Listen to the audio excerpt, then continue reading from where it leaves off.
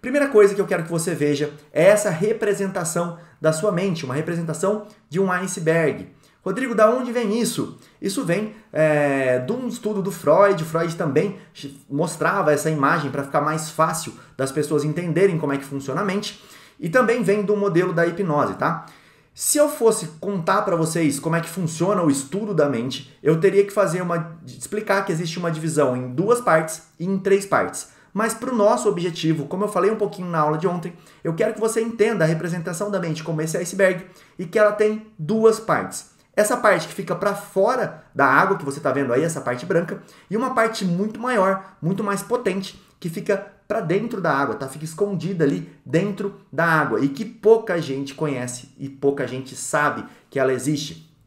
E o Freud chamou isso de mente consciente e mente subconsciente. Nós temos um livro também muito bom de um autor chamado Rápido e Devagar. É o Daniel, eu sempre erro o sobrenome dele, tá? Se é Kahneman ou se é Kahneman, eu não sei pronunciar direito, mas se você procurar o nome do livro, que é Rápido e Devagar, você vai ver que é um livro best-seller e ele também fala das 2 mentes que a gente tem. Nós temos uma mente rápida e uma mente devagar. Todas essas histórias remetem ao mesmo lugar, que é uma mente consciente e uma mente subconsciente, ou Freud chamava ela de mente inconsciente. Não tem problema, é a mesma coisa. Para você, o entendimento vai ser igual, você só precisa entender que existe essa divisão.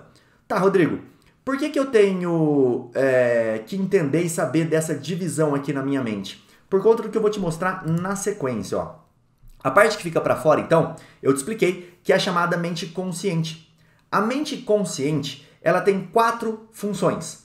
É essa mente que a gente passa o tempo todo nela, tá? Nesse momento agora, a gente está usando a nossa mente consciente para poder olhar, analisar, raciocinar sobre o que eu estou falando. E o que essa mente consciente faz? Quais são as coisas que essa mente consciente trabalha? Ela trabalha com a memória de curta duração. Então, aquela memória que você usa para decorar rapidamente um número de telefone, o número do seu CPF, coisas que você puxa rapidamente da memória. Você precisa saber em um instante, talvez um nome de uma pessoa. Isso tudo fica na sua memória de curta duração, tá? Não é uma memória de longa duração. São coisas que você puxa rápido da memória e essa memória ela é bem pequena. É um espaço limitado de informação que você guarda ali.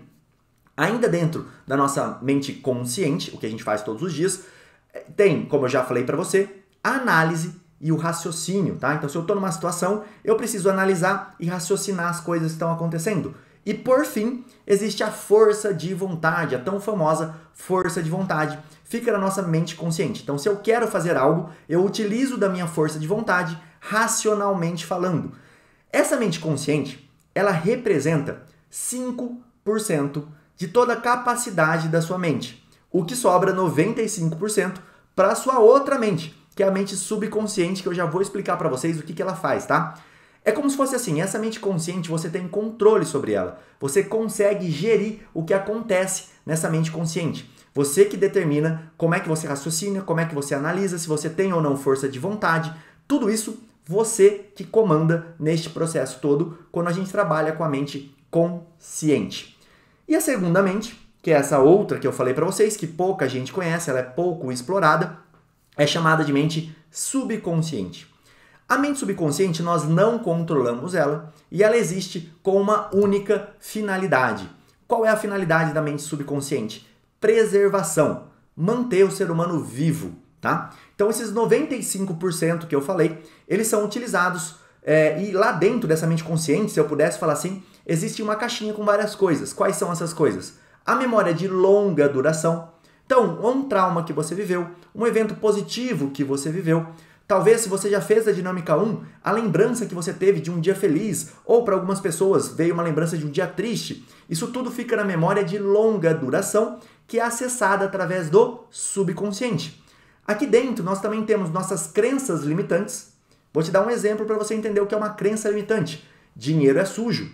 Toda vez que eu encosto no dinheiro, eu preciso lavar minha mão. Isso tudo faz com que você crie uma crença limitante com relação ao dinheiro. Eu não posso ter dinheiro, logo o dinheiro é sujo. Então eu quero me afastar dele. E muitas pessoas têm problema com dinheiro por conta dessas afirmações, tá? Isso é uma crença limitante, uma crença que me limita. Isso fica no meu subconsciente. Nós temos as emoções propriamente ditas, tá? Felicidade, tristeza e todas as outras emoções que a gente pode classificar aqui, elas estão no nosso subconsciente. Os hábitos, eles são formados, eles são fixados lá no nosso subconsciente. E as fobias, por exemplo, fobia de uma barata, fobia de um sapo, fobia de fazer prova, de estudar, tudo isso está no nosso subconsciente. O subconsciente, ele não é controlado. Não dá para eu controlar o subconsciente conscientemente. Se eu estou trabalhando com o consciente, eu não estou trabalhando com o subconsciente. Eles são quase que separados. Existe uma influência, você vai entender qual é a influência, mas eu não consigo controlar ativamente o meu subconsciente. Por isso que, na dinâmica de ontem, você começa com um relaxamento, para poder acessar o nível subconsciente e trabalhar com essas coisas. Emoções, hábitos, crenças limitantes, fobias, memória de longa duração. Então, basicamente, os exercícios trabalham no modo subconsciente.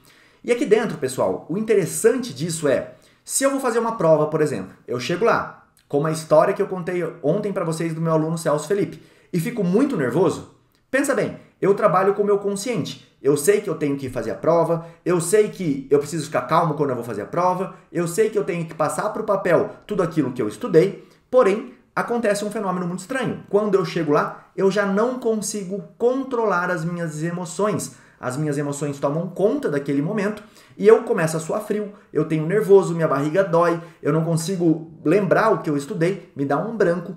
Tudo isso é um fenômeno que acontece para sua proteção.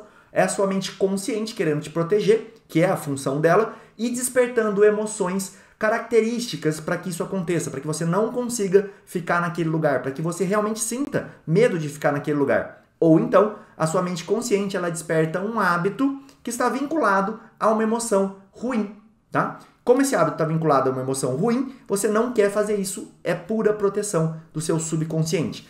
E existe uma frase muito famosa que diz assim: nós aprendemos muito, nós decidimos tudo através da emoção e não através do raciocínio. Por quê? Porque é o subconsciente que toma conta aqui dessa parte, desse momento que você está vivendo, um momento de nervosismo, um momento de tensão.